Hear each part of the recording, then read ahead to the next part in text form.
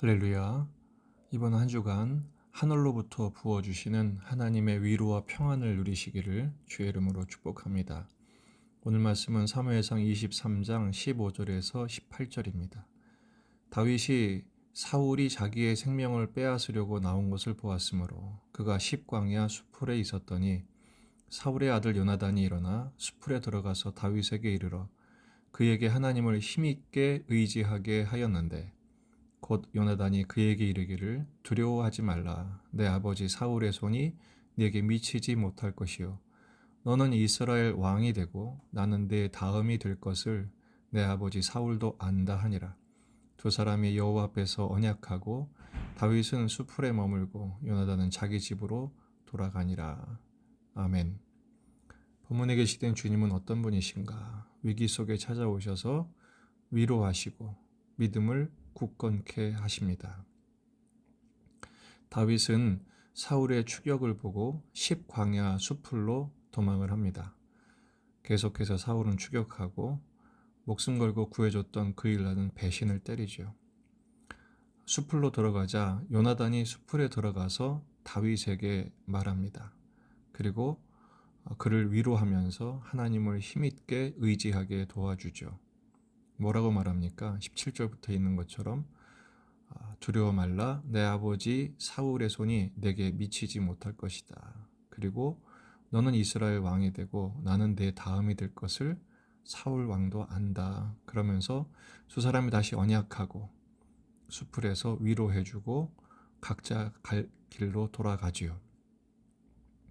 오늘 말씀을 통해서 우리가 확인할 건 이겁니다. 내게는 공격하는 사울만 있지 않다는 것입니다. 물론 현실은 사울이 매일 찾으러 다니죠. 다윗을 죽이려고. 바로 사탄은 그런 사울만 강조합니다. 내게 사울 같은 존재만 부각시켜서 낙심하게 만들죠. 하나님은 사울만 보내신 것이 아니라 요나단도 보내신다는 사실을 잊지 말아야 합니다.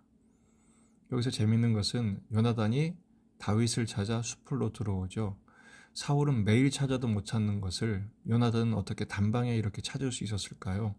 하나님이 보내셨기 때문입니다. 하나님이 요나단을 보내서 다윗으로 하여금 하나님을 힘있게 의지하도록 위로의 손길로 그렇게 보내셨기 때문에 요나단은 쉽게 다윗을 찾을 수 있었던 것입니다.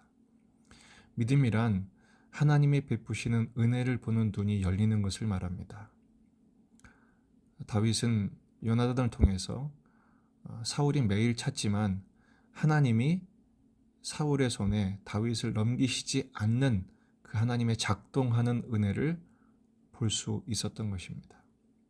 결국 다윗은 이런 경험을 통해서 이런 찬양을 부를 수 있었죠. 시편 23편 4절 내가 사망의 음침한 골짜기로 다닐지라도 해를 두려워하지 않을 것은 주께서 나와 함께 하심이라. 주의 지팡이와 막대기가 나를 안위하시나이다. 사망의 음침한 골짜기를 매일 수없이 드나드는 가운데서도 하나님의 지팡이와 막대기를 경험하게 되자 두려움이 사라지게 된 것이죠. 하나님의 은혜를 보는 눈이 선명하게 밝혀진 것입니다. 오늘 말씀을 통해서 우리에게 두 가지 교훈을 확인하기 원합니다. 주님의 위로하시는 그 은혜가 있음을 확실히 믿어야 한다라는 것입니다.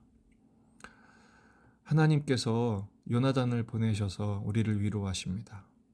그러나 한편으로는 요나단 같은 사람이 내게 없다 이렇게 볼 수 있습니다. 그러면 더 중요한 것 예수님이 찾아오셨다는 사실을 잊지 마셔야 됩니다. 성령님이 우리와 함께 하셔서 위로하신다는 사실을 기억하셔야 합니다.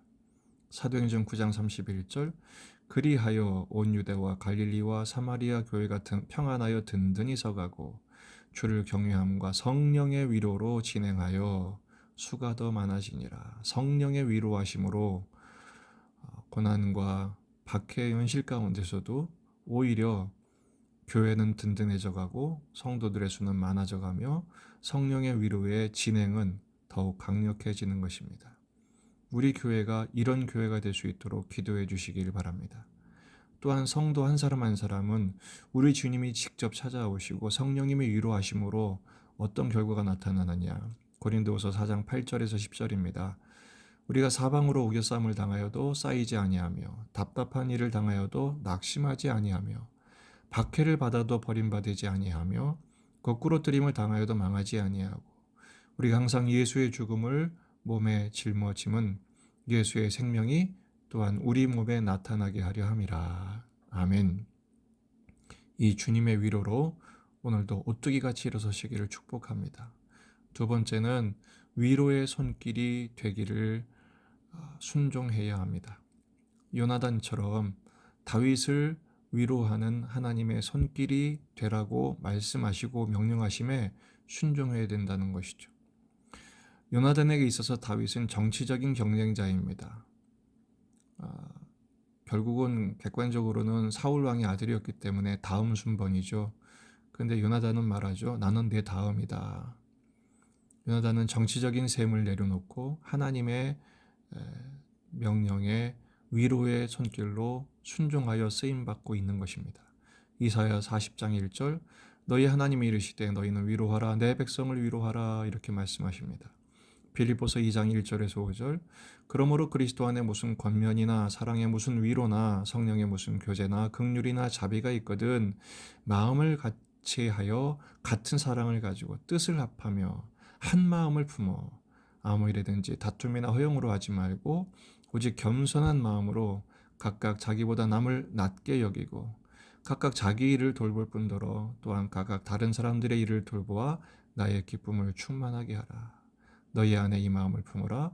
곧 그리스도 예수의 마음이니. 오늘도 예수님의 마음을 가지고 그 예수님의 마음으로 가장 외롭고 힘들고 연약하고 어려운 형편에 있는 사람들에게 하나님의 위로의 손길로 쓰임받는 위로의 통로, 은혜의 통로가 되기를 주의 이름으로 축복합니다. 그때 하나님의 위로하심과 은혜로 베푸심의 은총을 더욱 누리게 될 것입니다. 위로하시고 믿음 주시는 주의 은총으로 오늘 하루도 능히 감당하고 승리하기를 주의 이름으로 축복합니다.